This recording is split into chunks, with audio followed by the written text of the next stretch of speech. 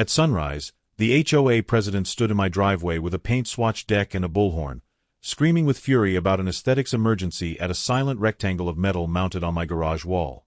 Her voice echoed through the quiet neighborhood, waking dogs and setting off car alarms 3 houses down. 10 minutes later the garage door rolled up like a stage curtain, smooth and dramatic, and revealed my so-called ugly EV Charger reborn as a cherry-red 1956 Gilbarco gas pump, complete with gloss enamel, chrome bezel, vintage globe topper, and all the period-accurate details down to the price wheels. The bullhorn shut off with a sad little beep as she stood there speechless, her mouth opening and closing without sound. My name is Marcus Ellery. I'm a quiet systems analyst with a hobby for woodworking, and I prefer birdsong to nosy neighbors any day of the week. I bought a place in Palmetto Oaks specifically for the peace and quiet it promised. We have beautiful live oaks that are over 100 years old, a community pool that's actually well-maintained, and an HOA president named Sheila Pembroke, who runs the Architectural Review Committee like it's a military command center monitoring enemy movements. To Sheila, beige isn't just a color, it's a moral code that everyone must follow without question. She drives a beige SUV, wears beige pantsuits to every meeting, and I'm pretty sure she dreams in beige. She had been president for 7 years, and in that time she had cited more homes than anyone could count for infractions ranging from the serious to the absolutely absurd. The whole saga began innocently enough when I installed a wall-mounted level 2 charger inside my driveway alcove, tucked partially behind a decorative trellis. I had purchased an electric vehicle to save on gas and reduce my carbon footprint. The charger was white, clean, professionally installed by a licensed electrician, and barely visible from the street unless you were actively looking for it.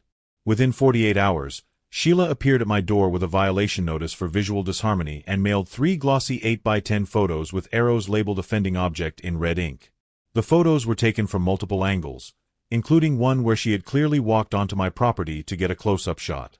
Then came the rules she apparently invented midweek, typed up on official HOA letterhead as if they had always existed. No visible conduits, even though half the neighborhood had exterior electrical boxes. Only earth tones allowed, which apparently didn't apply to Christmas lights or patriotic bunting.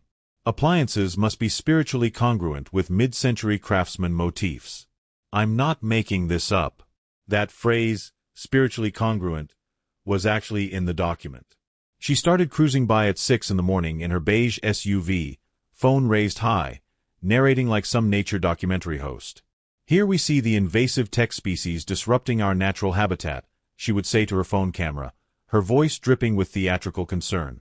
I watched her do this from my kitchen window while drinking coffee, and I saved every video she posted online.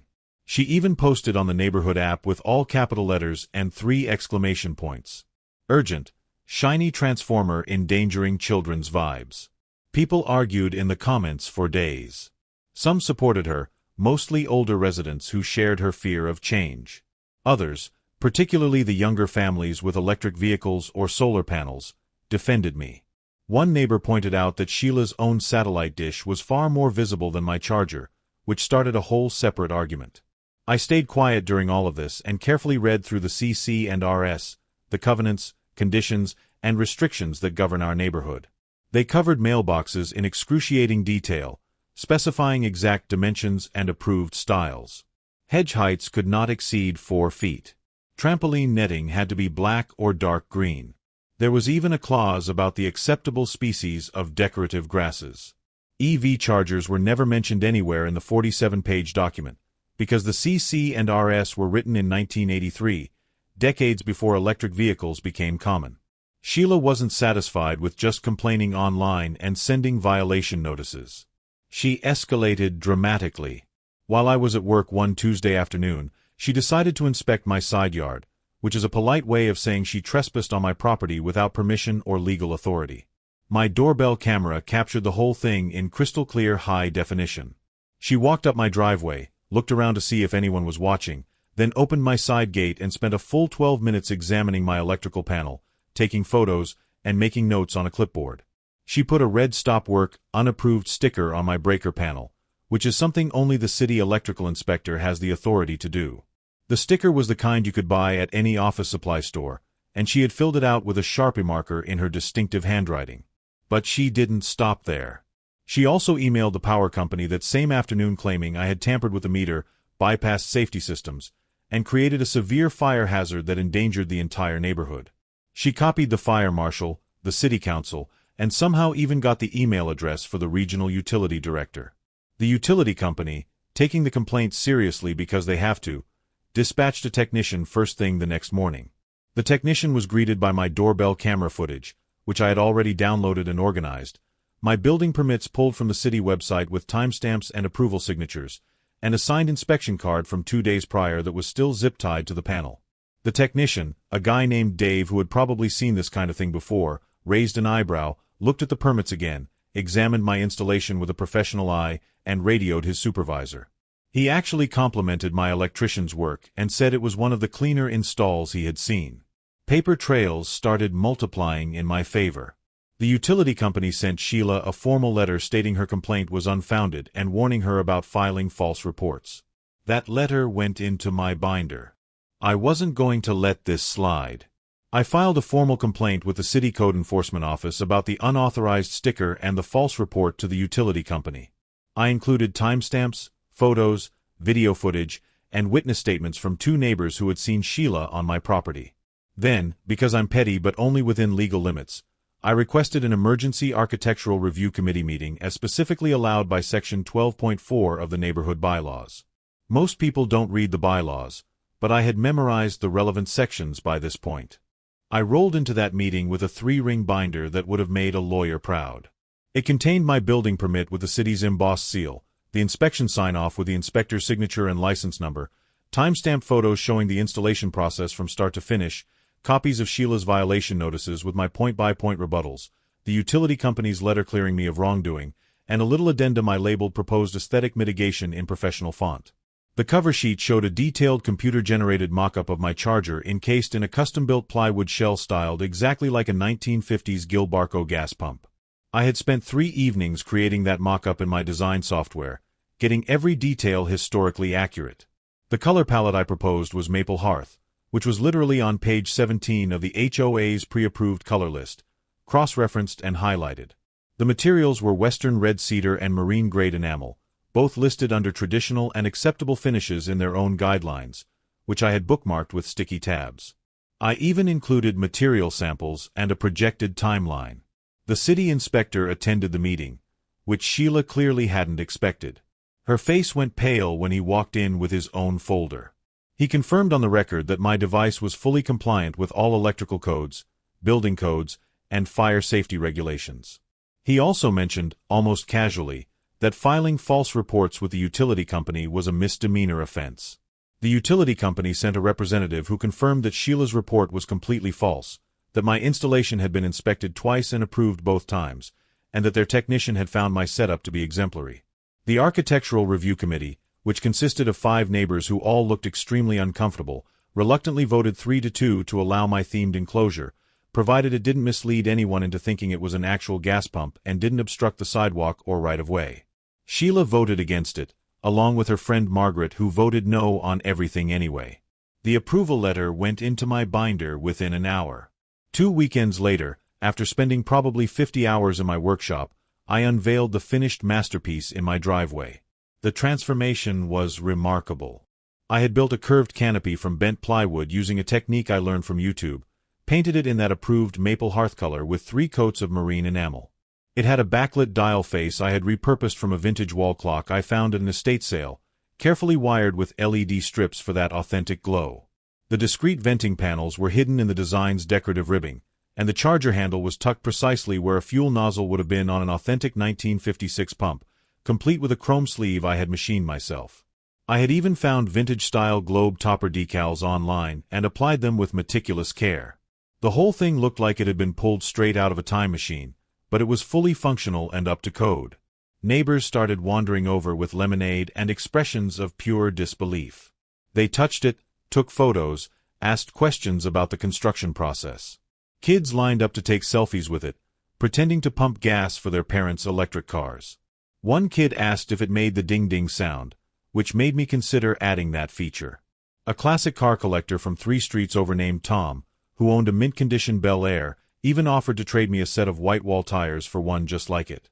I gave him my design files instead.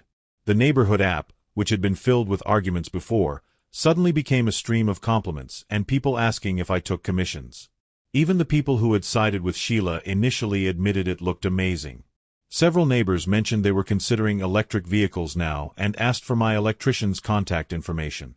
Sheila was absolutely incensed when she saw it the next morning. She pulled up in her beige SUV, got out with her phone already recording, and declared it historically fraudulent and a mockery of community standards, her voice shaking with rage. She called an impromptu emergency meeting right there on my front lawn at 7:30 in the morning, without any notice or proper procedure. She was violating her own rules about meeting announcements, which required 72 hours notice in writing. She stood there with her clipboard, her phone, and about 4 neighbors she had managed to summon on short notice, most of whom looked confused about why they were there. She began reading from a prepared statement about architectural integrity and historical accuracy, her voice rising with each sentence. Unfortunately for her, the city inspector happened to return that same afternoon at exactly 2 p.m. I had invited him to my very public ribbon-cutting ceremony, which I had announced on the neighborhood app with refreshments and everything. About 30 neighbors showed up. The inspector, still in his official vest, calmly walked over while Sheila was mid-rant. He pointed out the Architectural Review Committee approval, holding up his copy with official signatures. He showed everyone an email from the county's historic preservation officer that he had printed out that morning. It read, in professional bureaucratic language, "It's a decorative enclosure on private property, not a replica being presented as historical fact, not our jurisdiction, no violation present, case closed." Then the inspector, in front of everyone with their phones out recording, casually mentioned the trespassing incident that was documented on video. He mentioned the bogus utility complaint that wasted city resources and required 2 technicians and a supervisor to investigate. He mentioned the unauthorized stop work sticker that could have resulted in criminal charges for impersonating a city official. He said all of this in a calm, matter-of-fact tone while neighbors gasped and whispered. The HOA's attorney, a tired-looking man named Richard, had finally arrived looking flustered and irritated, carrying his briefcase like it weighed 50 pounds. He leaned over and whispered urgently into Sheila's ear, his face grave. Her face went through the entire color wheel in about 15 seconds, from red to white to a sickly green to a purple I didn't know human skin could achieve. She actually swayed on her feet, and someone brought her a folding chair before she fell over. The board held an emergency session 3 days later on Friday evening. 17 people packed into the community center, which normally held maybe 8 for monthly meetings. I sat in the back with my binder, saying nothing. The board voted unanimously, 5-0, to formally censure Sheila. They suspended her Architectural Review Committee authority for 1 full year. They required her to complete a continuing education course called Homeowner Rights and Modern Energy Infrastructure, which was an 8-hour online seminar she would have to pay for herself. Their directors and officers' insurance company, apparently exhausted from dealing with her theatrical liability risks and the growing stack of complaints, pressured the board to settle my formal complaint before it became a lawsuit. The settlement included funding for a neighborhood EV charging grant program that would help other residents install chargers. The board allocated $15,000 for it. And guess who had to cut the ceremonial ribbon at the public launch event the following month? Sheila Pembroke herself, wearing a cardigan the exact color of surrender, pulling a decorative charger cable from my immaculate retro pump while standing beneath a banner that read Palmetto Oaks welcomes the future in bold letters 3 feet high. A local newspaper photographer was there, and the photo ran in the Sunday edition with the headline HOA embraces green technology. The board also assigned her to personally repaint every single mailbox she had cited over the past 2 years for insufficient taupe or improper beige tones. There were 23 mailboxes on her list. I was appointed as her supervisor for the project, which was the board's idea, not mine, though I didn't object. I brought a comfortable folding chair, a shade umbrella, a cooler with cold drinks, and a portable fan that charged, quite deliciously, directly from my vintage pump via a 50-foot extension cord. She spent 6 weekends under the summer sun with a brush in her hand, scraping and repainting mailboxes while I sat in the shade reading woodworking magazines and occasionally offering helpful suggestions about technique. The board also fined her $2,000 for the false utility report, citing the city's own report about wasted resources. They added another $1,500 for the unauthorized inspection sticker, which they termed impersonating an official. Both amounts were payable to the HOA's Legal Defense Fund within 30 days. When the treasurer read the amounts out loud at the next monthly meeting, in front of 42 residents who had come specifically to watch, Sheila's mouth opened and closed like a fish gasping for air on a dock, but no sound came out. Her hands gripped the edge of the table, knuckles white, and someone later told me she didn't speak for the rest of the meeting.